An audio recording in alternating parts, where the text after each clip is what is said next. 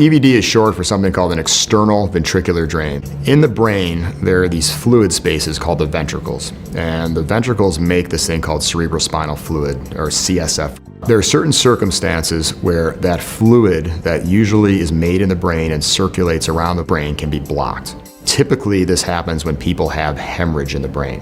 And hemorrhage in the brain can be caused from a variety of reasons, but the main one is aneurysm rupture or high blood pressure hemorrhages. If that fluid builds up and it can't circulate or get out, that pressure builds. And the pressure can be extremely high to the point where it can actually damage the brain. We do this procedure called an external ventricular drain to relieve that pressure. So this procedure is typically done in the emergency room or in the neuro ICU. Some sedation's given if needed. We do some local anesthesia right to the area where we're making the incision. A small, about inch-long incision is made just behind the hairline. And a very small hole is drilled into the skull, and a small rubber catheter is placed down into the brain to the fluid space. Now the fluid can escape through that tube, and we usually drain that to a small bag at the patient's bedside. Remember to check the policy at your facility because equipment and policies may vary, so always follow the one that is pertinent to your workplace. Some of the essentials, though, will not change from facility to facility. So what you will need is your ventricular drain system, whatever that may be, some preloaded saline syringes, 2 or 3 should do it, a cap if it's not contained within your pressure system, a pressure line that you'll only be using one piece of, but you still need to open the pressure line for that, and a huck towel. And the huck towel may be personal preference, but it's something that I like to use considering that it's going into somebody's brain. So those are the things to get. So how we're gonna start is you're gonna take your pressure cable, and all we need from all this tubing is just your transducer. So keeping everything as sterile as you can, you are going to unscrew here. Don't need that. Unscrew here. And all that leaves us with is the actual cable and the transducer itself. So you're gonna come over here to your EVD. Hold on. We're gonna flush this.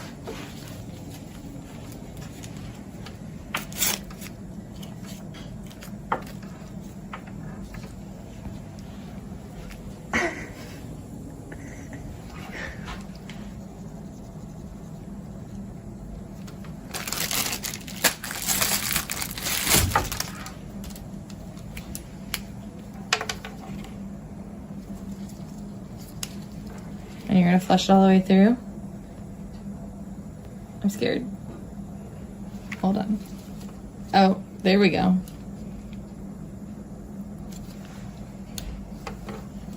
And for good measure. Oh. You might need a friend for this one.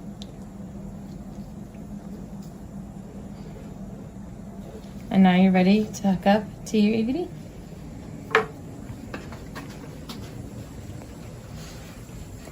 Take your red port here. That's currently turned, your stopcock here is currently turned to off.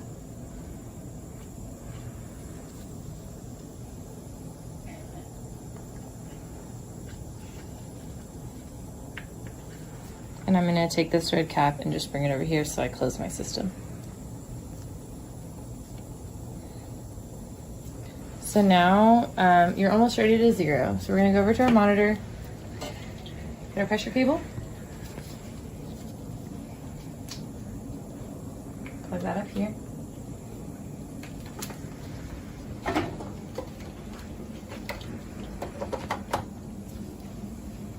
As it comes up on the monitor, you just want to label it correctly. So I have to, oh, there it is. I'm gonna just, this currently is saying it's an art line, so I'm gonna change the label. ICP. And now I'm gonna X out of here. And what I need to do first to get ready for my pressure is to 0 it. So I'm gonna click on the box just like you would your A line. So what I'm gonna do here is, so here's my transducer. And for all intents and purposes, this is your patient. So if I'm in a 0, I'm zeroing to my system. It doesn't matter at this point which way your stopcock is here. Either way, when you're turning off away from this transducer, you're turning off to this whole system.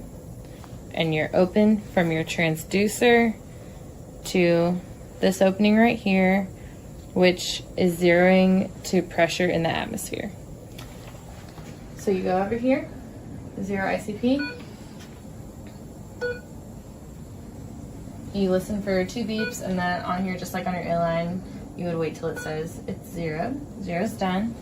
So I'm hooking this back up here, turning it off, and now I should be able to see a pressure whenever it's hooked up to a patient. Right now it's not hooked up yet, and I have this closed off. Because the provider is about to place the EVD and they're going to want it to start draining, I actually am going to keep this open until we're ready to check the pressure. The provider is over here placing an EVD, and I have a very important comment to make here. You need to be wearing eye protection, because I have been in a situation before in an EVD placement where I got like some kind of body fluid in my eye during the drilling of an EVD, so I think it's super important to have that during the placement. And then after he places the EVD, he's going to ask for the rest of the tubing, and this is all sterile inside of here, so as best you can, you're just going to open this and hold it up to him, and the provider's sterile, and he's going to reach in and grab it and connect it to the EVD. So then after you do that, at this point, it is connected to your patient, and part of your job is to make sure that everything is open so that the drain is working. So you're going to want to make sure all your stopcocks are open and there's no kinking along the line. So if this stopcock is closed to the yellow hub, we're just going to follow it, make sure it's open, no kinks, and same to here, it's open here, and just closed off to the pressure. The EVD's in, we want to know what the ICP is. I'm closing my stopcock off to the drain, so it's no longer draining. Instead, it's open from transducer to patient, and so on the monitor, we're gonna have an ICP. And that's how you set up for an EVD. We do drain height. Yes. So the provider is going to place an order for what they want the drain height to be. So if you see here, there's a white column and a black column. The white column is meters of mercury, and then the black column is centimeters of water. It's different. I've seen both at U of L, but they're just two different ways to measure pressure. So they'll give a certain number for you, and wherever this red line is, you're just going to pinch these white things and move it up, let's say, to 20 millimeters of mercury. So if it's at 20, basically the patient's ICP is going to have to be 20 in order for it to tip over into the drain. If it's something way down here, they would barely need an ICP greater than 0 for the pressure to tip over into the drain. And you would, before you walk away, you want to make sure that your line has integrity, so everything's open. Thank you, Grace. You're welcome. Okay, just a little bit more on drain height. I think she explained it so well. I like to emphasize the point that the transducer, regardless of drain height, should always be leveled at the tragus, always. So whether your drain is at -5 or, like Grace showed you, 20, this red line is irrelevant. You want your transducer at the tragus, because changing the height of this is going to drastically change your drainage. And then just like she was explaining, your ICP has to be greater than 20. I like to explain this as a hill analogy. So if your drain is at 0, it's basically like a flat piece of land, and your drainage is just kind of passive. Like, I like to compare this to like gravity lake drainage with like a peg or something like that. It's just kind of a passive drainage. If you drop your drain below, I like to compare this kind of to suction, where like we're pulling off more CSF because the drain is low, and I like to compare it being tall to going uphill. So it requires more pressure in your brain to push the CSF out. So this is kind of an uphill if your drain is high, you know, straight, flat road if it is at 0, and then kind of a downhill slope if it is a negative. That's kind of how I like to explain it. And then the only other thing is dumping. Make sure that you're, as Grace so graciously explained, make sure that your drain is closed when you're actually emptying your drain. And when you empty your drain, you'll just use the stopcock to empty it into the bag. And then we haven't really gone over how to change the bag, which I think is important, because if this bag is more than halfway full, you should be changing it. So just to change the bag, it's very easy. You get a new bag, which we have here. You're supposed to do this in a sterile manner. So you would open your sterile gloves.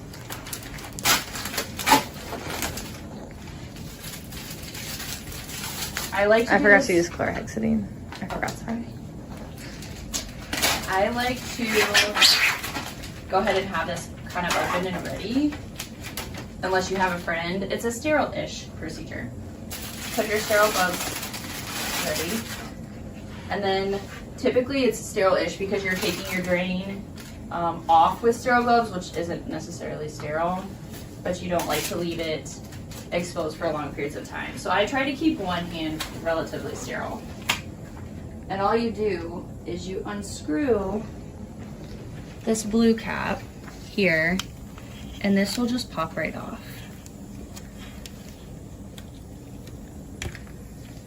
And then it slides up and out of here. Your new one, you'll take, open your blue cap, scrub with the chlorhexidine. Both. And also this port, yes. This is our imaginary chlorhexidine. You're gonna put this guy on here, keeping it as sterile as you can. And then just turn the drain. And then you put these little things in the hole here just to keep the weight of the bag from pulling down on the drain system. And then during this, you would also want this turned off so that you're not losing any drainage and not being able to count for it. Yeah, dripping all over the floor. Also that. And then that's pretty much it. So for demonstration purposes, we will demonstrate on this system and emphasizing that all systems sharing the same principle and component. And we will start the talk from the patient side. So this tube will be connected to the EVD drain, okay, which is inserted in the ventricles, and the CSF will go through this tube. And here we will find there is 2 labels, yellow label, to tell the practitioner that you are dealing with CSF axis, not to be confused with like central line ports to give the medications and so on. Now here we will have a stopcock, 3-way stopcock. This system, we will find it a lot actually, like 3 times in the system. The main idea that this one will regulate the flow of the fluids. So 4 ports here, one of them is closed. The off one is closed. So if the port was like this, it means the fluid cannot go through the system. The main idea, the 3-way are open and 1-way is not open. If we look to the hole here, you can find the hole that will allow the fluids to drain. And if you look at here, there is a hole as well. But when we put it in the off side, you will find there is no hole. It means the way here is closed. So this one is the main stopcock where we will connect it to the 0 level. Now, if our patient has lumbar drain, we will connect it to the lumbar, like this.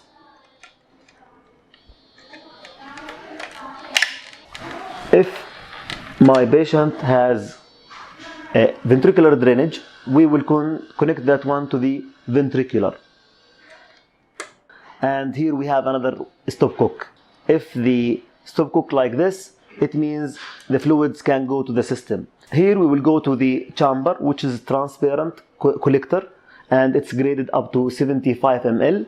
It has hydrophilic vent. The chamber connected to the bag, and also again stopcock. So the bag has a 1-way valve and also hydrophilic vents. Here we find a 0 level, the same level with the main stopcock. 0 level and the main stopcock. The level of the main stopcock should be always in the 0, and this one should be at the same level of the foramen of Monro, where the lateral ventricle connected to the third ventricle.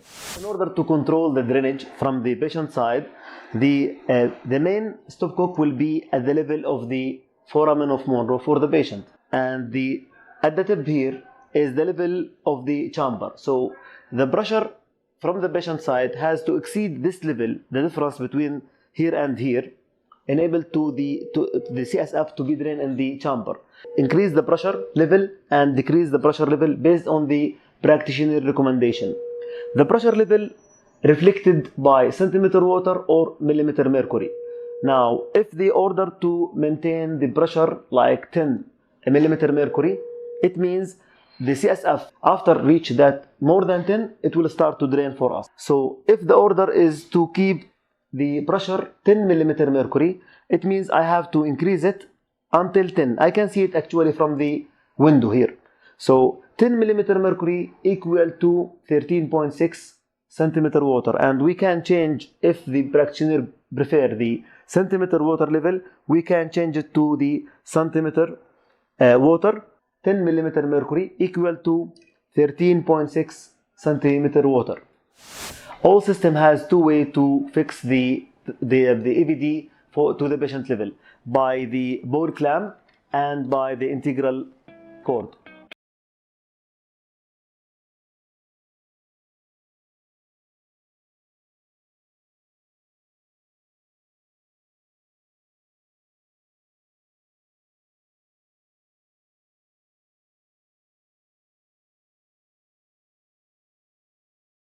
We need to connect the primary stopcock to the system based on the drain we have, like lumbar or ventricular. Now we will use the transducer. We will not use the pressurized bag, as there is risk that some fluids will go to the patient side. We will just use the transducer itself. So we need to prime it and flush it with free preserved normal saline to make sure that there is no air bubble in the system. Remember, once you connect it to the patient, you cannot flush anymore. So we will connect the transducer to the main stopcock, to the main system stopcock.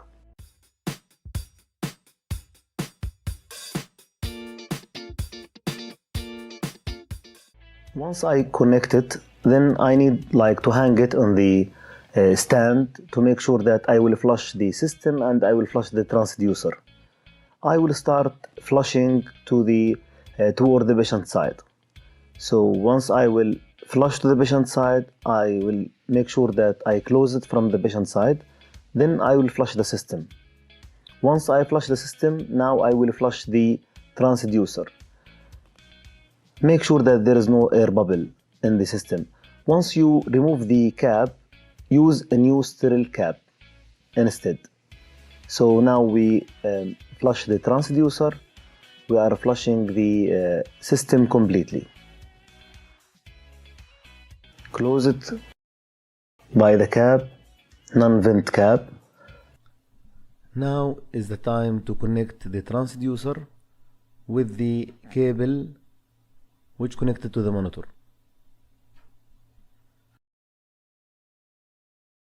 Then we can connect it to the patient.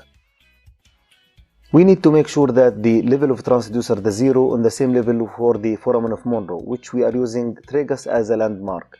So number 0 and the transducer and the foramen of Monro are in the same level. You can use laser or you can use a scale. And every time you change the position or change the patient side, you need to do the zeroing. For prescribed pressure, if the order is to make it 10, you will fix it on 10. If the order is 15, you will fix it on 15 centimeter water, according to the order.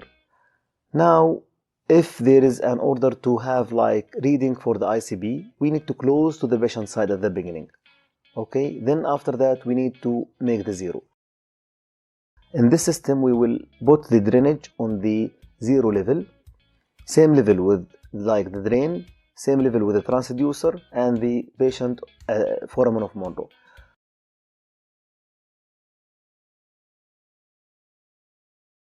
The system is open between the transducer and to the drain, which has air vent antimicrobial filter. Then we will go to the monitor to make 0.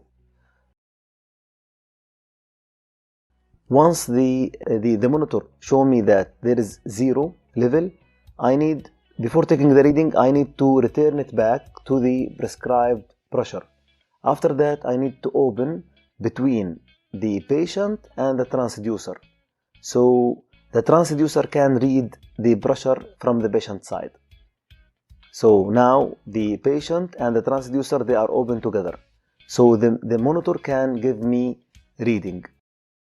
Okay, so it is open now from the patient to the transducer. If I look to the monitor and I have to have like reading, and this time we have like 9 millimeter mercury as ICP. This system allows practitioner to drain CSF or to monitor the ICP. The system will not allow like the practitioner to drain CSF and monitor at the same time if you need like accurate results. After that, after I took the reading, I can now open it to the patient to allow patient to drain. For the dressing, it should be dry, clean. If there is need, you can change it anytime. If not, every 72 hours in a sterile, strict manner. If there is order to send for CSF sample, then you need to close it from the patient side few minutes unless there is contraindication. We need to clean it with antiseptic solution and give it time to dry after that. Now it is closed from the patient side and to the drain system, but it's open from the patient side and the syringe, which we will use it to collect our sample. When the drainage bag is about 3/4 full, for this bag around 450 ml and more, we need to drain the bag using needleless connector and the syringe after cleaning it with aseptic like technique, or changing the bag based on your institution. The important point is to maintain sterility to prevent infection.